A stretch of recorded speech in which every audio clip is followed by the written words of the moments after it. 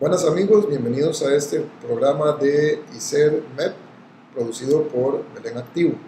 El día de hoy vamos a ver la semana quinta de Educación Ciudadana o Educación Cívica del libro de Maestro en Casa.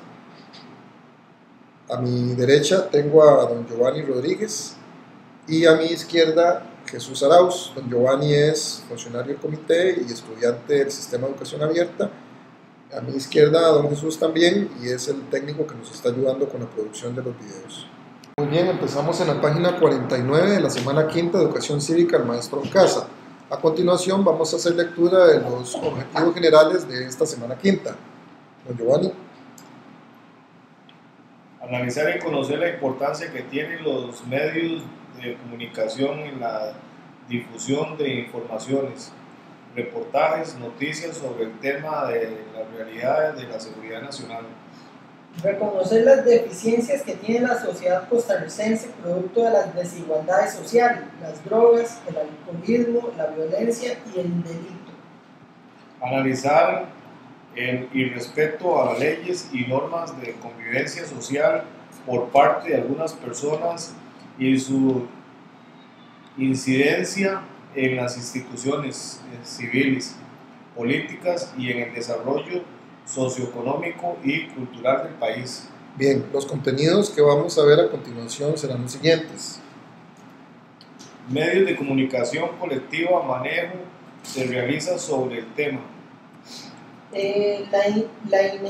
Inequitud social, Las drogas, el alcoholismo, la violencia, el delito, el irrespeto a las normas y leyes de la convivencia social.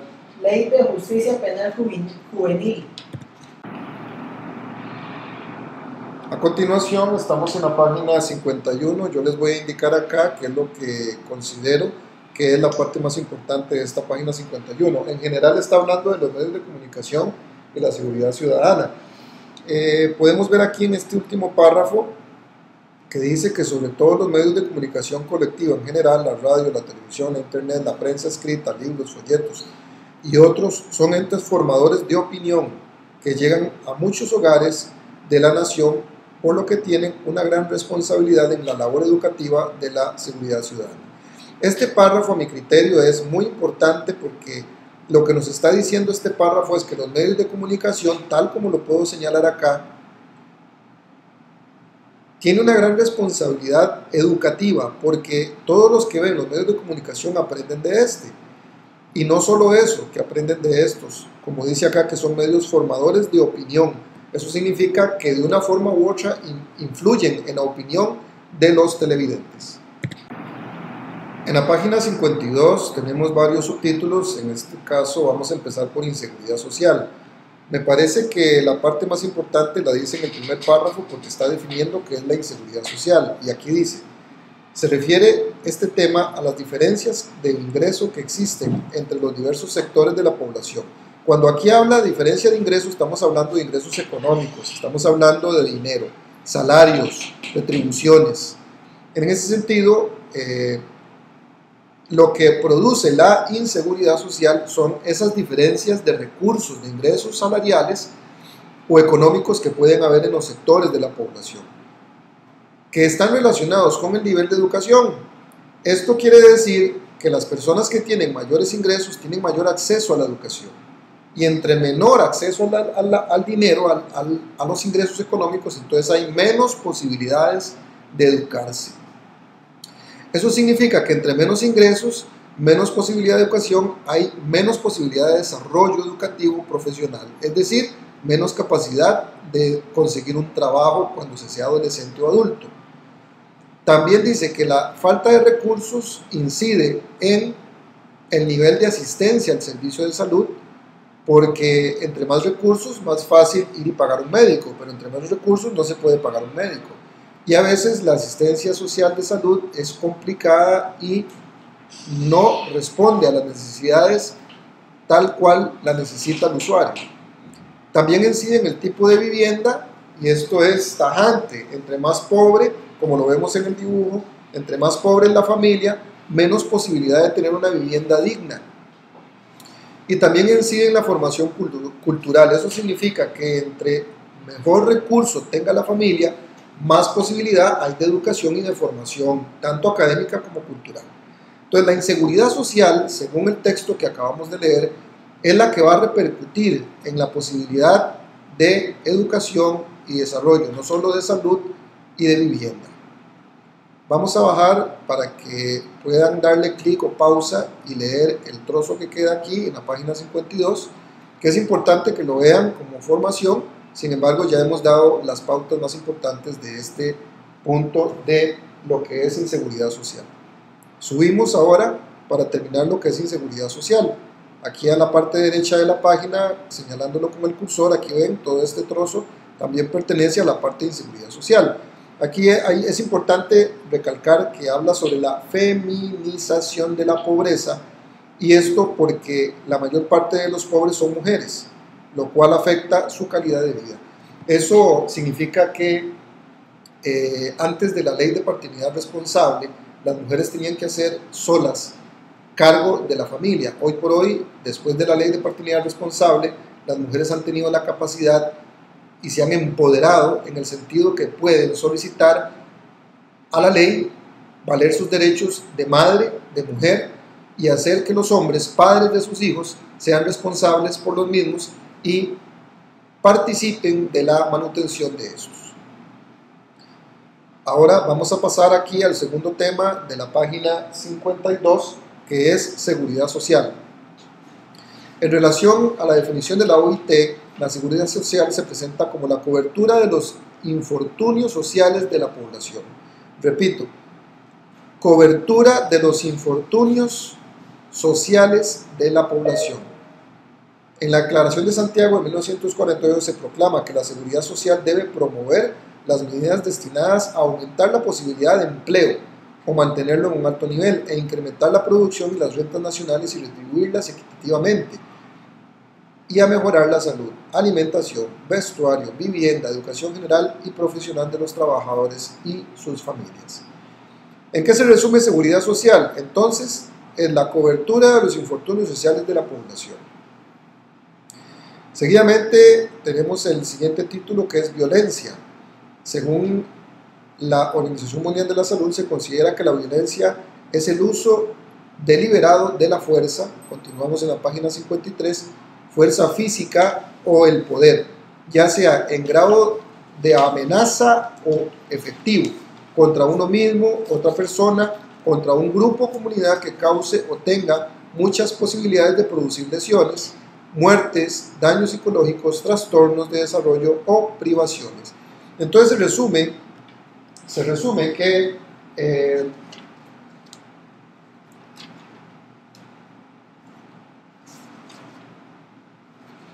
la violencia entonces se resume en el uso de la fuerza física o el poder de un grupo para sí mismo o contra otros.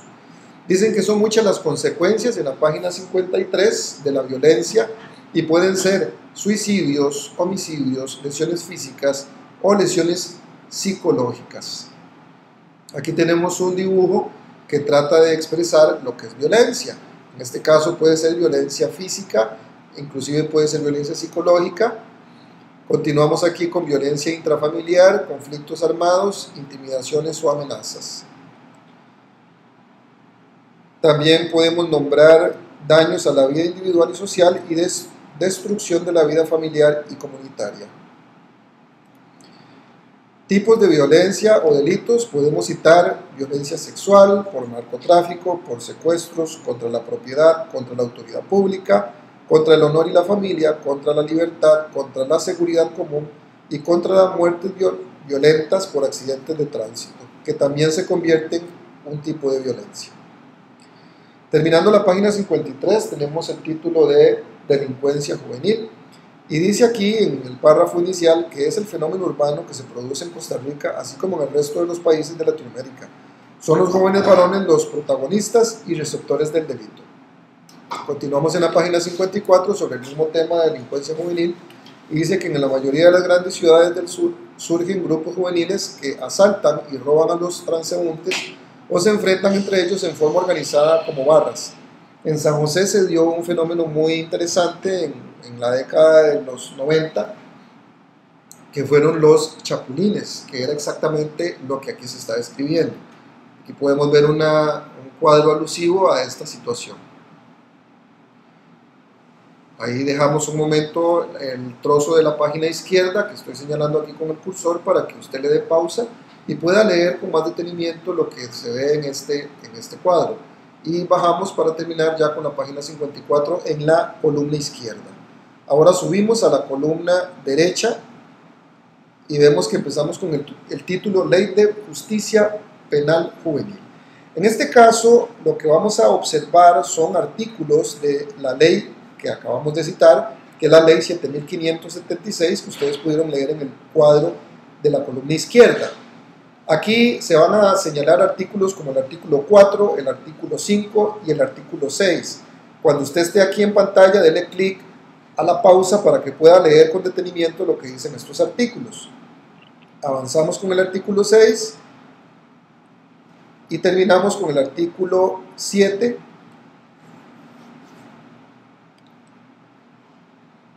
Respectivamente, vamos a ver estos artículos en su título hasta terminar con el artículo 8. El artículo 4 habla sobre los grupos etarios o los grupos de edad. El artículo 5 habla sobre la presunción de minoridad, que es los menores de edad. El artículo 7 habla sobre los principios rectores. Y el artículo 8 y final de la página 54 habla sobre la interpretación y aplicación de la ley. Continuamos en la página 55. En la página 55 podemos ver la continuación de estos artículos de la Ley Penal Juvenil. En el artículo 9 habla sobre las leyes supletorias aplicables a estos jóvenes delincuentes. Luego tenemos el artículo 10 que habla sobre las garantías básicas y especiales. Y el artículo 11, el derecho a la igualdad. El artículo 12 habla sobre el principio de justicia especializada y el artículo 13 el principio de legalidad. Derechos de autor patrimonial e intelectual. ¿Qué significa eso? Lo dice aquí en este resumen entre comillas. Todo autor, inventor, productor o comerciante gozará temporalmente de la propiedad exclusiva de su obra, intervención, marca o nombre comercial con arreglo a la ley. Eso significa que cuando una persona inventa algo o produce un libro o un artículo, se atribuye a sí mismo la autoría de ese artículo o de ese invento y le da derecho sobre lo que se produzca sobre ese invento. Luego tenemos en la página 55 un título que dice debe existir los monopolios privados. Aquí se hace una reflexión sobre el asunto de los monopolios. Es importante que se hagan factibles los derechos constitucionales de la libertad económica. El derecho al monopolio corresponde solo al Estado y no a la empresa privada. La libertad empresarial tiene rango constitucional, pero el Estado tiene derecho de limitarla cuando considere que está en contra de los intereses nacionales. Se habla de monopolio cuando una empresa tiene exclusividad para la venta, la fabricación o explotación de una sola cosa. Por ejemplo, el monopolio de la electricidad con el Instituto de Energía Eléctrica, el ICE, del petróleo en el caso de Recope, así como otras empresas.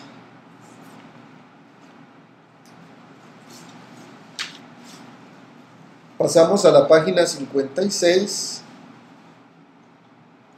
y en la página 56, ahí lo tienen, vamos a la parte superior, columna izquierda, y vamos a ver que habla sobre que en nuestro país la práctica monopólica está prohibida en el artículo 46 de la Constitución Política. Aquí lo tienen, aquí lo estoy señalando para que se le haga lectura.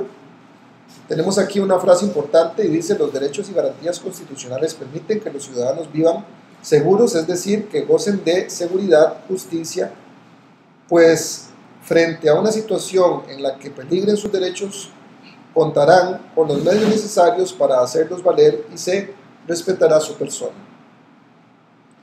Luego habla de la pena de muerte que por mandato constitucional está prohibida. La pena de muerte no puede ser porque la Constitución política protege la vida. Aquí tenemos el artículo 31 de la Constitución que habla sobre el asilo a los perseguidos por razones políticas. En la parte superior tenemos en el párrafo, en la columna derecha, el artículo 38 de la Constitución política que habla sobre las deudas. El artículo 39, que nadie debe sufrir penas sin un delito. El artículo 40, que nadie será sometido a tratamientos crueles. El artículo 41, que habla sobre la reparación a las injurias o daños.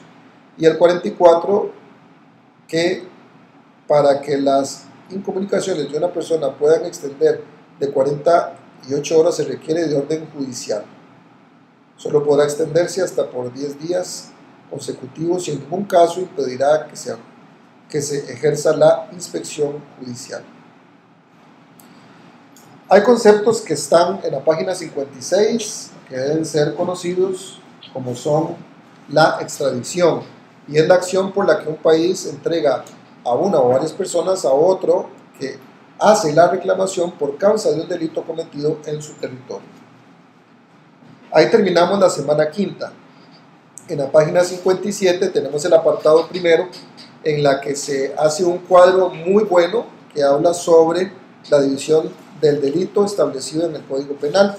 Entonces aquí vienen cuáles son los delitos que se dividen según el Código Penal, que son sexuales, a la vida, al honor, a la familia, a la libertad, el ámbito de la intimidad, la propiedad, seguridad común, la buena fe en los negocios, la administración de justicia, los deberes de la función pública, los derechos humanos, entre otros. Luego tenemos aquí otro cuadro interesante de resumen que habla sobre los principios de derechos individuales consagrados en la Constitución política, la inviolabilidad de la vida humana, por eso no es posible la pena de muerte, la libertad personal, la libertad de tránsito, la inviolabilidad de domicilio, libertad de asociación y de reunión, libertad de opinión y de imprenta y libertad de culto. La consagración de estos derechos evidencia la importancia de Costa Rica le ha dado al fortalecimiento de la vida humana.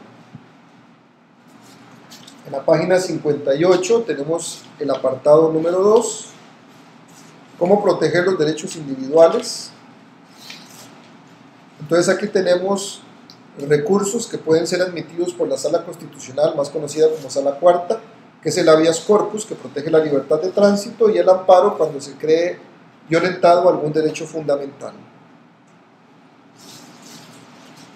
En la página 59 tenemos el apartado 3 y 4, que es algunas recomendaciones para el estudiante para que investiguen en el apartado número 3 y 4.1, investigue la ley de justicia penal juvenil, los siguientes artículos: hechos de flagrancia, que son cuando es encontrado a un menor o a un adulto con las manos en la masa, es decir, cometiendo un delito. El 127, que habla sobre la reparación de daños, y el 128 sobre órdenes de orientación y supervisión.